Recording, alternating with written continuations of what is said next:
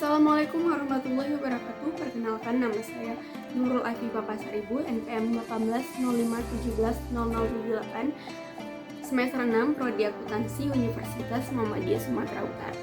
Pada presentasi kali ini, saya akan menjelaskan tentang sampling audit dalam pengujian substantif dengan dosen pengampu Ibu Heni Zurika Lubis SEMSI pada mata kuliah pemeriksaan akuntansi. Sebelumnya, kita harus mengetahui terlebih dahulu dari konsep dasar sampling audit. Sampling audit adalah penerapan prosedur audit yang kurang dari 100% pada item-item dalam populasi seperti saldo akun atau kelompok transaksi yang bertujuan untuk mengevaluasi beberapa karakteristik populasi tersebut.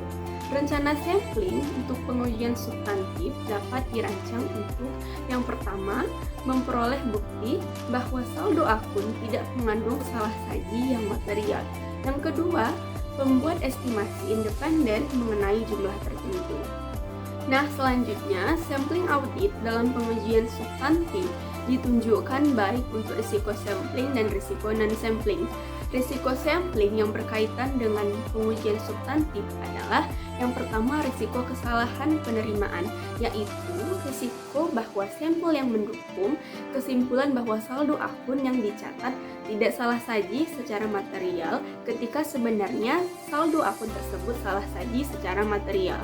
Yang kedua, risiko kesalahan penolakan, artinya risiko bahwa sampel yang mendukung kesimpulan bahwa akun yang dicatat adalah salah saji material ketika sebenarnya saldo akun tersebut tidak salah saji secara material.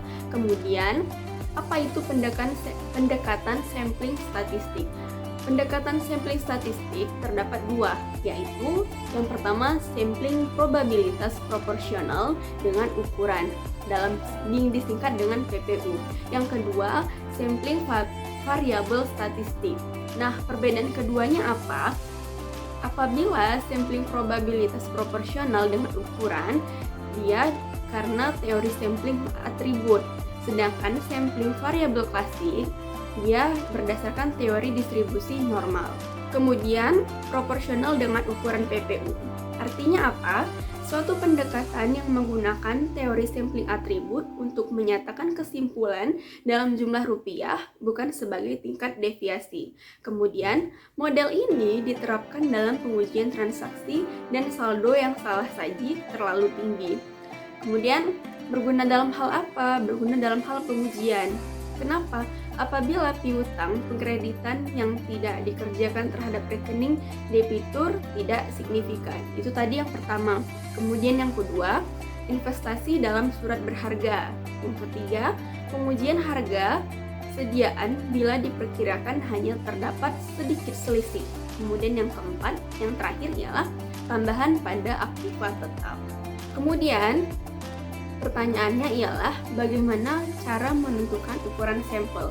Untuk menentukan ukuran sampel terdapat rumus di mana M sama dengan NB dikali FK dibagi SD dikurang AS dikali FP, di mana NB ialah nilai buku populasi yang diuji, kemudian FK ialah faktor keandalan untuk resiko keliru menerima yang ditetapkan, kemudian SD ialah salah saji ditoleransi, kemudian AS antisipasi salah saji, dan yang terakhir FE faktor ekspansi untuk antisipasi salah saji.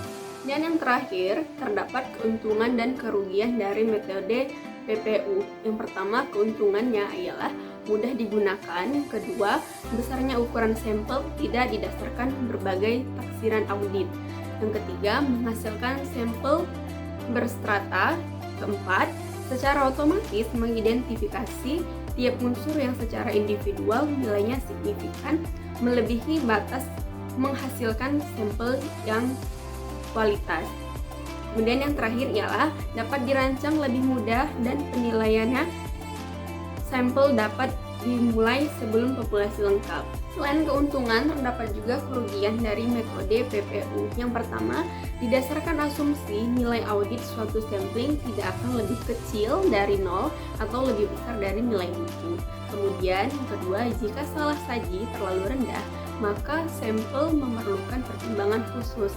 Dan yang terakhir ialah pemilikan saldo nol memerlukan pertimbangan khusus juga. Baik, itu saja yang dapat saya sampaikan dari penjelasan sampling audit dalam pengujian substantif. Lebih dan kurang saya mohon maaf. Assalamualaikum warahmatullahi wabarakatuh.